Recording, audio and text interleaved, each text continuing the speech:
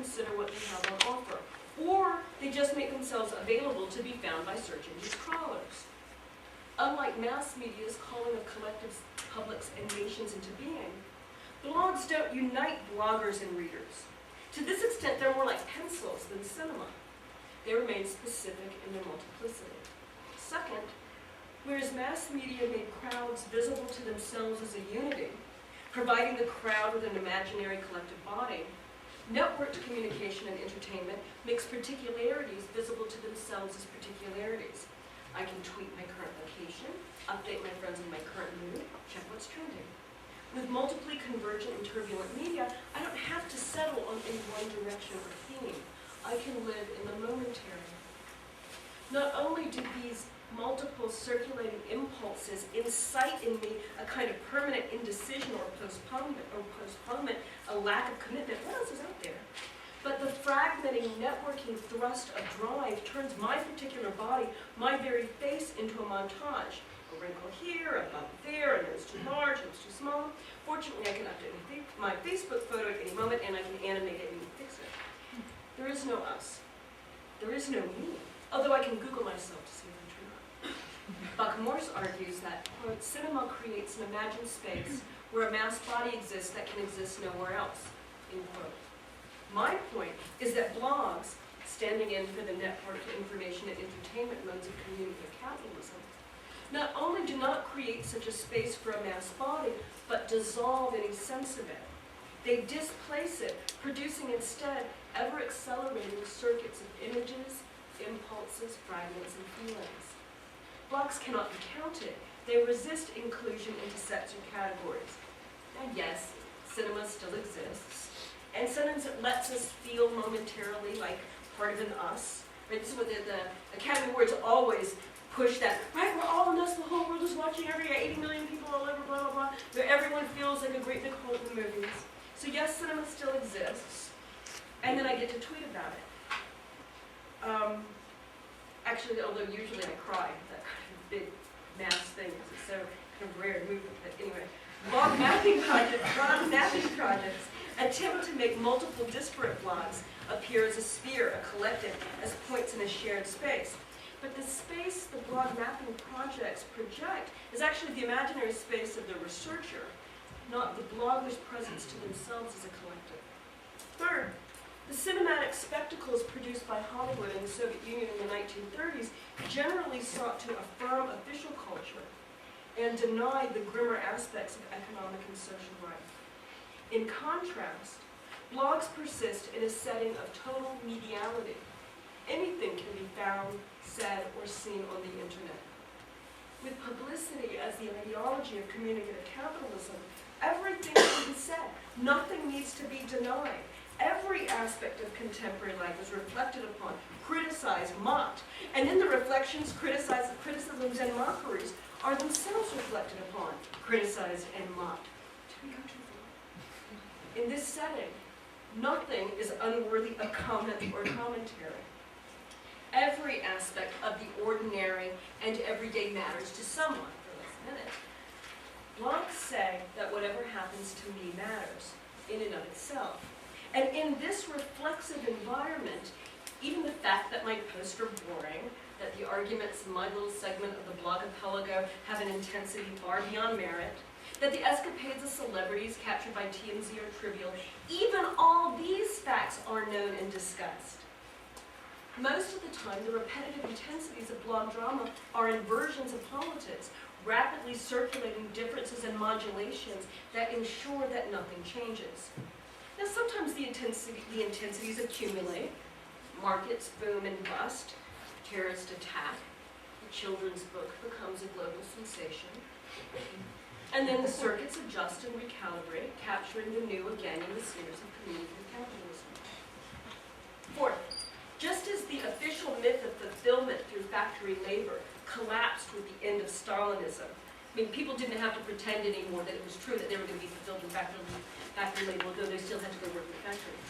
The myth of idealized domesticity crumbled in the U.S., in part because of the achievements of feminism, in part because the realities of divorce, infidelity, addiction, and abuse made the fantasy of the family impossible to sustain. Television religion and feminism both made the personal political, erasing the fragile and imaginary boundaries between public and private, a line that made little sense after the rise of the social. Now that the myth of idealized domesticity has shattered, ideals of individual freedom and creativity are promoted. Personal satisfaction takes the place of familial duty.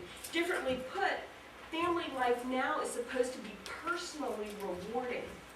Like, it's not a duty or expectation, it's supposed to be something that you do because you want to, right? Now it's the case that the advice is never like stay together for the sake of the kids. It's like, oh God, no, it's worse for the kids to be, in that same environment, right?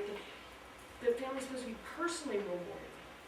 When family life fails to satisfy, when it's a big pain, when it's difficult and it's examined, diagnosed, and offered remedies and supplements and expert intervention. The family better succeed because the brutal competition of neoliberalism offers neither shelter nor respite. Communicative capitalism provides the form and vehicle for the individualized consumption, participation, and creative needs expression of subjects compelled to be personally satisfied. Relative to the erasure of the always tenuous distinction between the public and private spheres is the dissolution of the boundary between work and play. From the initial electronics boom in the 70s through the larger shifts associated with personal computers and the internet, informatization has promised those who worked with symbols and ideas increased ease and comfort. Early versions celebrated telecommuting and the paperless office. Later versions preyed on fears of being left behind, out of the loop, not as quick as the competition. Consultants urged corporations to restructure work, to encourage creativity and team building, to make work more like play. At the same time, with ever more games and interactions moving online onto screens, play seemed a little bit more like work. And there's very cool work on work in World of Warcraft and the actual labor conditions there. So that's I want to just flag that. With the movement of games online onto screens, play seems more like work.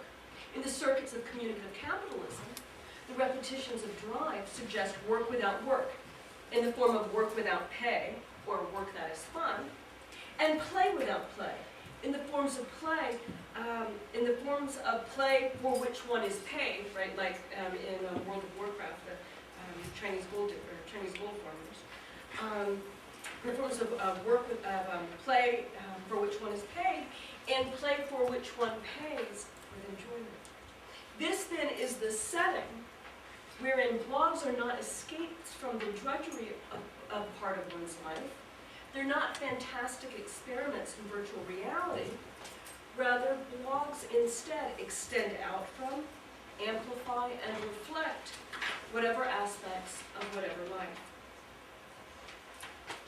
The change marked by the end of the Cold War has been tagged to the end of ideology, the end of Keynesianism, the welfare state, decline of the Fordist model of production, and the beginning of globalization, the information age, the network society, communicative capitalism. In their account of the new formation, Michael Hart and Antonio Negri accentuate the passage from disciplinary society to the society of control. Focusing on northern capitalist societies, they point out how disciplinary logics worked primarily within the institutions of civil society to produce subjects. By the end of the 20th century, these mediating institutions, nuclear family, prison, school, union, local church, were in disarray. The spaces, logics, practices, and norms previously coalescing into social and economic institutions had broken down in part. Thus, Hart and Negri argue that the old political subject, the citizen subject of an autonomous political sphere, the disciplined subject of civil society, the liberal subject willing to vote in public and then return home into his private domesticity. They argue that this old political subject can no longer serve as a presupposition of theory or action. Racial, ethnic, and sexual identifications are similarly less fixed, less stable, less available as determinate subject positions.